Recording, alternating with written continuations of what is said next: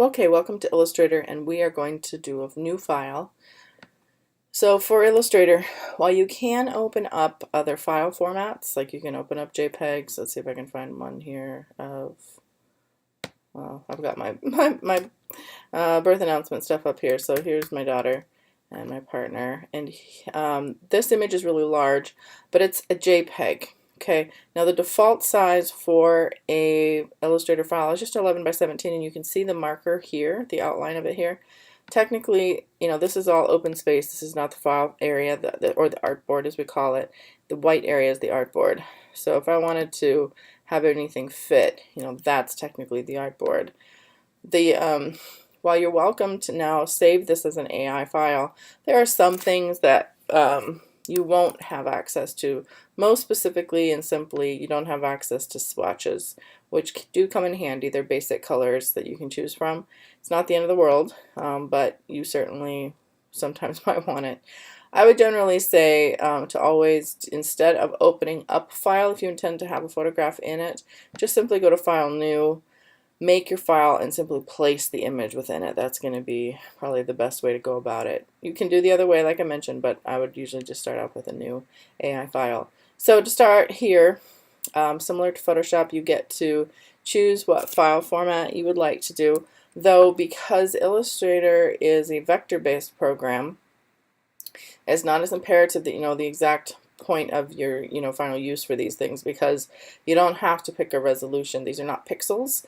This is vector. This is basically math. The program is going to allow you to almost infinitely be able to have the size that you wish, except of course the limitation of tech and your speed of your laptop and all that stuff will affect the size that you can do. But anyway, even though they're here, just know that these are some really basic file formats, but they are not as important as they would have been for Photoshop use. I'm just going to choose a standard letter size. And you can do a name here if you wish to, but it's not going to actually save it for you yet. It's just going to pre-name it, if you will. And for the size, you can determine what type of file format you need. You want to think about it in terms of points, picas, inches, millimeters, centimeters, etc. And this is sometimes going to be important in terms of what you're going to need it for. But you can always copy and paste your item and do it on a new artboard and do it at the size you wish it to be. So generally I think in points just because I'm used to it, but if I was making something specifically only for the web, I might want to think in pixels. Again, knowing I can always go back and change things. Or if I'm doing something really specifically for print, it might be easier to think in terms of inches. Again, you can always raise the size up. The only time you're going to have a restriction on the size increase would be if you are including photographs, because then they are going to be limited by their pixels. Now, we can change orientation on it. None of this is new.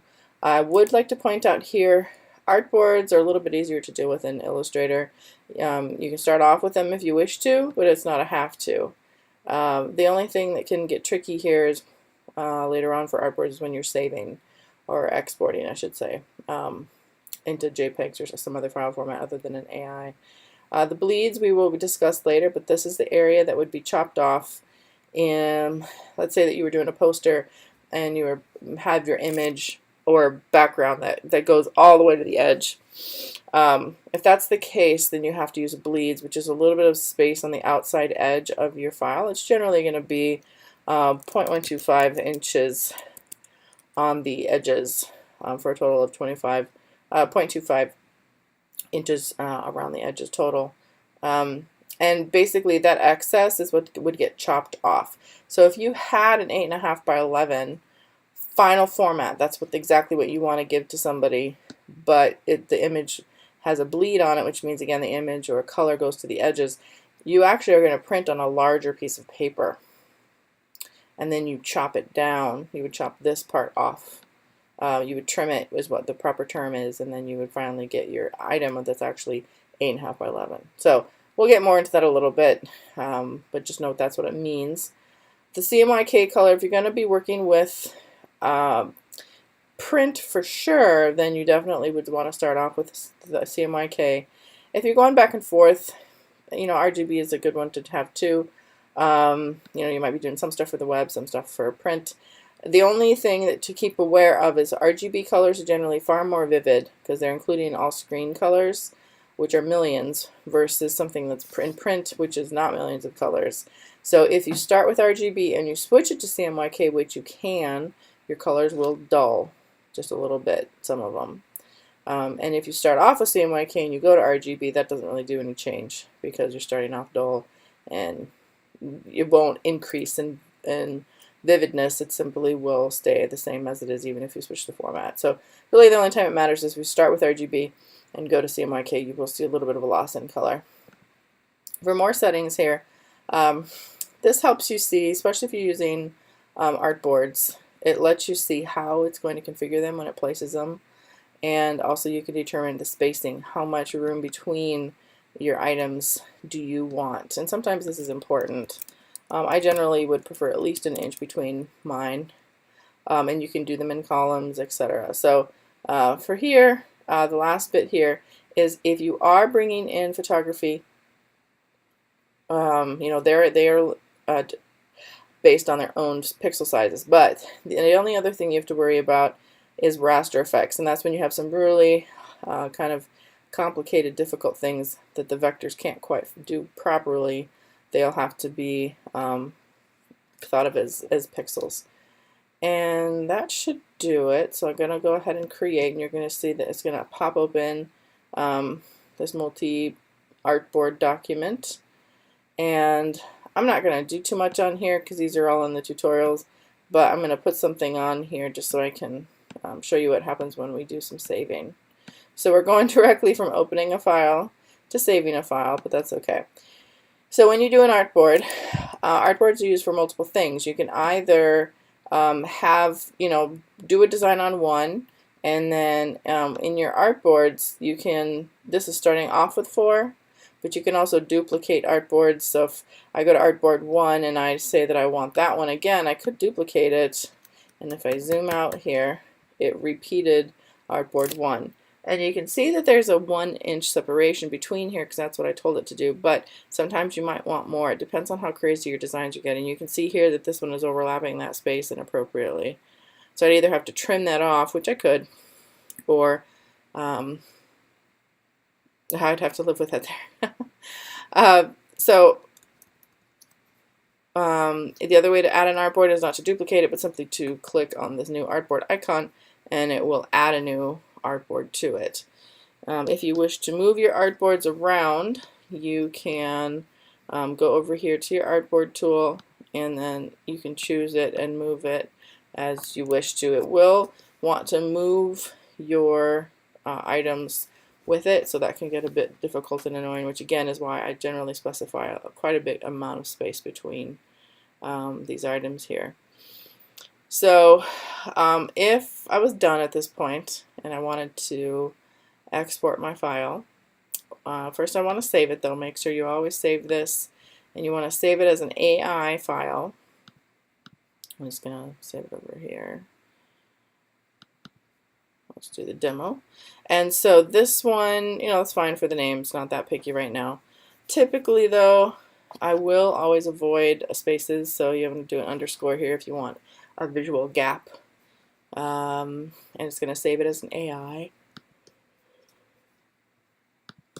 And then to save it as a JPEG or export it as a JPEG is the proper term. You can't save it as a JPEG. It doesn't exist on this list of items here. You can see it's kind of limited.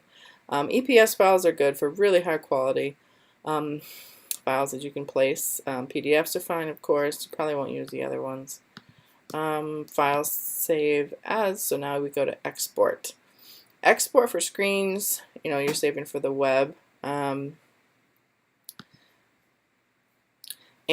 the only thing here to be aware of is that it normally is probably going to default to all, and it wants to make, in this case, PNG is just the format that was chosen, but you can choose these different other JPEGs. And, you know, export. If you want to do just, let's say you wanted to do just 3 and 4, you could do 3 to 4. If you wanted just 1, like number 4, it would be 4 to 4. Full document's a little bit weird. It basically ignores all the artboards and just makes your entire open area of Illustrator into a file. So it's, you know, if you were doing little thumbnails and wanted people to see a quick view of all the work you're doing, that could be appropriate. But generally, you're going to be exporting as individual artboards. That's kind of the point of them. You'll have to tell it where to save them, and then you would hit export. Now, if you wanted to change the scale, I believe you have to do that here. The way that I typically will export my files is similar, but it's just a bit more descriptive, and it's just something that I'm more used to. So you would go to File, Export, but do save for Web. And this will show, you know, it's a little bit harder on here because it will only do one at a time, one artboard at a time. So whatever you happen to be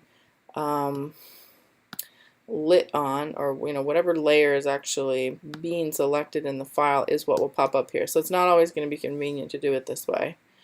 And then you will tell it, you know, what file format you want. Do you want GIF, JPEG, PNG? This is the same as the Photoshop stuff, so I won't cover this too heavily. You should remember that since it wasn't too long ago for you. And then, of course, then you hit save once you have the right size that you want and all that good stuff. But if you want to save it as just a normal JPEG at a higher resolution, do export as. Choose JPEG or whatever other file format you're hoping for. Hit export. And generally, you're going to want to go for the highest file quality.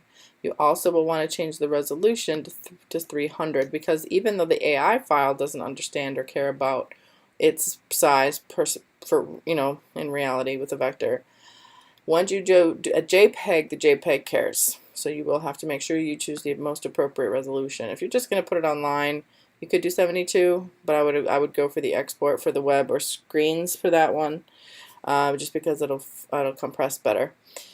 But if it's going to be for print, then you definitely would need the higher PPI. And again, for your color, you know, most part RGBs will be okay. But if you know specifically you're doing it for print, then you'll probably want to switch over to CMYK so you have a better idea of what it would truly look like. If you can do it, you can send an RGB into a printer, but as I mentioned before, it will print more dull. And then that will do it. You just hit OK, and you would have that.